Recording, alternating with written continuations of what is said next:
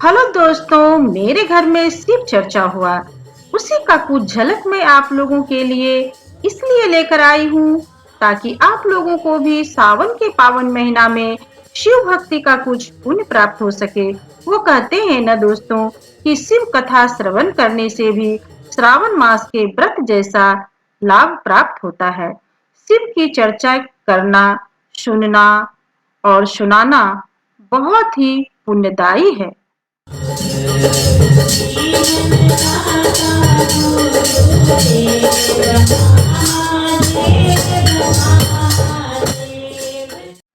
शिव को गुरु बनाइए दोस्तों।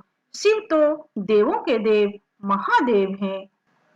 हम सबके प्रिय भगवान शिव का जन्म नहीं हुआ है, वे स्वयंभू हैं। कर दो बेड़ा पार, आज हम तुम्हें मनाते हैं। गजानन कर दो बेड़ा पार, आज हम तुम्हें मनाते हैं। गजानन कर दो बेड़ा पार, आज हम तुम्हें मनाते हैं। दोस्तों, मैंने तो बस यूं ही रिकॉर्ड कर लिया शिव चर्चा का कुछ क्षण, कुछ पल कैमरे में कैद कर लिया। यह नहीं सोची थी कि मैं YouTube पर डालूंगी, इसलिए बहुत अच्छा तो नहीं है यह वीडियो। इस बार अभी मेरे घर में शिव चर्चा होगा, तो अगर आप लोग देखना चाहेंगे तो मैं आप लोगों को लाइव भी दिखा सकती हूँ और फिर इसका वीडियो बना करके फिर YouTube पर भी डालूंगी। अगर आप लोगों को देखना है तो कमेंट करके जरूर बताइएगा, तब मैं पूरा दिखाऊंगी आपको शिव चर्चा। और अभी इसमें थोड़ा बहुत त्रुटि है, क्लियर नहीं है, तो फिर भी क्योंकि धार्मिक चीज है, परंपराओं से जुड़ा हुआ है, तो हम सभी लोग इसको श्रद्धा पूर्वक देखेंगे और पुण्य प्राप्त करेंगे। चलिए दोस्तों, इसके साथ ही कुछ भजन सुन लेते हैं, बहुत ही प्यारा भजन। लड़ाए बाबा सो मेरा नामा कभी तो गौरी के लड़ाए बाबा सो मेरा नामा कभी तो गौरी के लड़ाए बाबा सो मेरा नामा।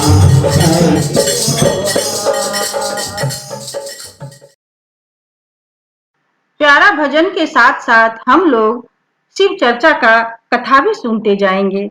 विष्णु पुराण के अनुसार माथे के तेज से उत्पन्न होने के कारण ही शिव हमेशा योग मुद्रा में रहते हैं। श्रीमद् भागवत के अनुसार एक बार जब भगवान विष्णु और ब्रह्मा अहंकार से अभिभूत हो स्वयं को श्रेष्ठ बताते हुए लड़ रहे थे, तब एक जलते हुए खंभे से भगवान शिव प्रकट हुए। विष्णु पुराण में वर्णित शिव के जन्म की कहानी शायद भगवान शिव का एकमात्र बाल रूप वर्णन है। इसके अनुसार ब्रह्मा को एक बच्चे की जरूरत थी। उन्होंने इसके लिए तपस्या की, तब अचानक उनकी गोद में रोते हुए बालक शिव प्रकट हुए। ब्रह्मा ने बच्चे से रोने का कारण पूछा तो उसने बड़ी मासूमियत से जवाब दिया कि उसका कोई नाम नहीं है, इसलिए वह रो रहा है। क्या आप जानते हैं भगवान शिव के 10 रुद्र अवतार? तब ब्रह्मा ने शिव का नाम रुद्र रखा, जिसका अर्थ होता है रोने वाला। शिव तब भी चुप नहीं हुए, इसलिए ब्रह्मा ने उन्हें दूसरा नाम दिया।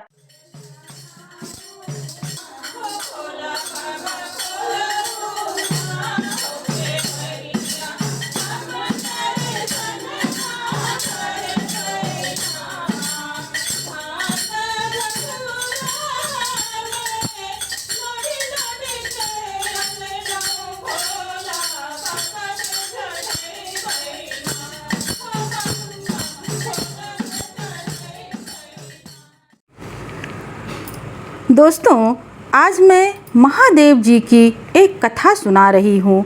श्रावण मास में महादेव जी का कथा कहना बहुत ही पुण्यवर्धक माना जाता है। चलिए फिर सुनते हैं एक कथा। नारद जी ने एक बार भोलेनाथ की स्तुति कर पूछा, हे प्रभु, आपको प्रसन्न करने के लिए सबसे उत्तम और सुलभ साधन क्या है? हे त्रिलोकीनाथ, आप तो निर्विकार और निष्काम हैं। आप सहज ही प्रसन्न हो जाते हैं। फिर भी मेरी जानने की इच्छा है कि आपको क्या प्रिय है। शिव जी बोले, नारद जी, वैसे तो मुझे भक्त के भाव सबसे प्रिय हैं, फिर भी आपने पूछा है तो बताता हूँ। मुझे जल के साथ बिल्वपत्र बहुत प्रिय हैं।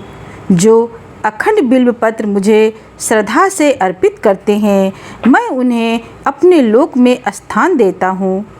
नारद जी भगवान शंकर और माता पार्वती की वंदना कर अपने लोक को चले गए।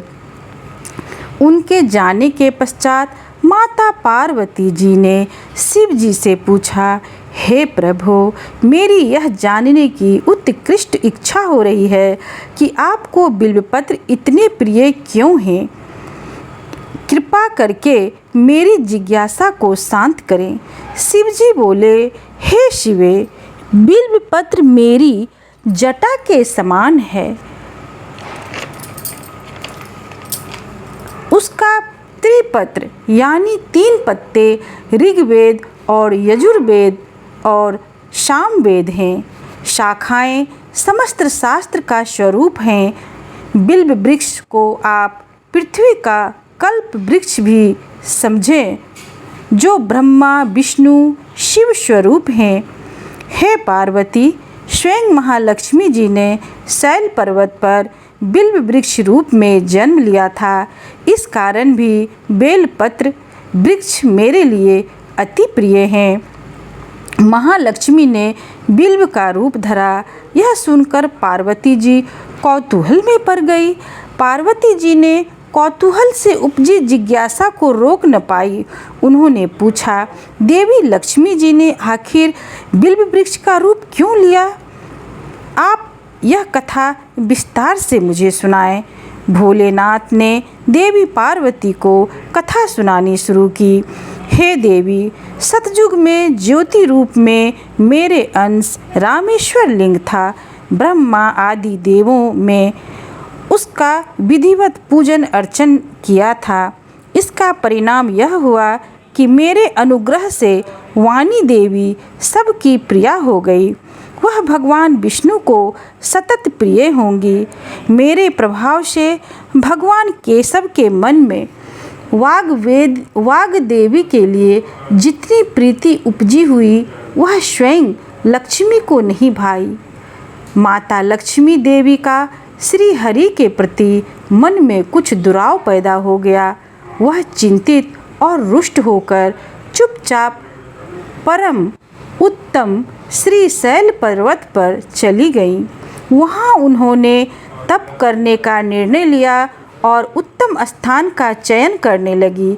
महालक्ष्मी ने उत्तम स्थान का निश्चय करके मेरे लिंग विग्रह की उग्र तपस्या प्रारंभ कर दी। उनकी तपस्या कठोरतम होती जा रही थी। वे परमेश्वरी कुछ समय बाद महालक्ष्मी जी ने मेरे लिंग विग्रह से थोड़ा उदर्भ में एक वृक्ष का रूप धारण कर लिया। अपने पत्तों और पुष्प द्वारा निरंतर मेरा पूजन करने लगी। इस तरह महालक्ष्मी ने कोटि वर्ष 1 करोड़ वर्ष तक घोर आराधना की। अंततः उन्हें मेरा अनुग्रह प्राप्त हुआ। मैं वहाँ प्रकट हुआ और देवी से इस घोर तप की आकांक्षा पूछकर वरदान देने को तैयार हुआ। महालक्ष्मी ने मांगा कि श्री हरि के हृदय में मेरे प्रभाव से वाग देवी के लिए जो स्नेह हुआ है वह समाप्त हो जाए। शिव जी बोले, मैंने महालक्ष्मी को समझाया कि श्री हरि के हृदय में आपके अतिरिक्त किसी और के लिए कोई प्रेम नहीं है। वाग्देवी के प्रति उनका प्रेम नहीं अपितु श्रद्धा है। यह सुनकर लक्ष्मी जी प्रसन्न हो गई और पुनः श्री विष्णु के हृदय में स्थित होकर निरंतर उनके स्थान उसके साथ विहार करने लगी। हे पार्वती, महालक्ष्मी के हृदय का एक बड़ा विकार इस प्रकार दूर हुआ था। इस कारण हरिप्रिया उसी वृक्ष रूप में सर्वदा अतिशय भक्ति से भरकर यत्नपूर्वक मेरी पूजा करने लगी। हे पार्वती, इसी कारण बिल्व का वृक्ष, उसके पत्ते, फल, फूल आदि मुझे बहुत प्रिय हैं। मैं निर्जन स्थान में बिल्व वृक्ष का आश्रय लेकर रहता हूँ। दोस्तों, आपको कहानी कैसी लगी कमेंट करके बताएं। यह बताने के लिए हर हर महादेव अवश्य लिखें।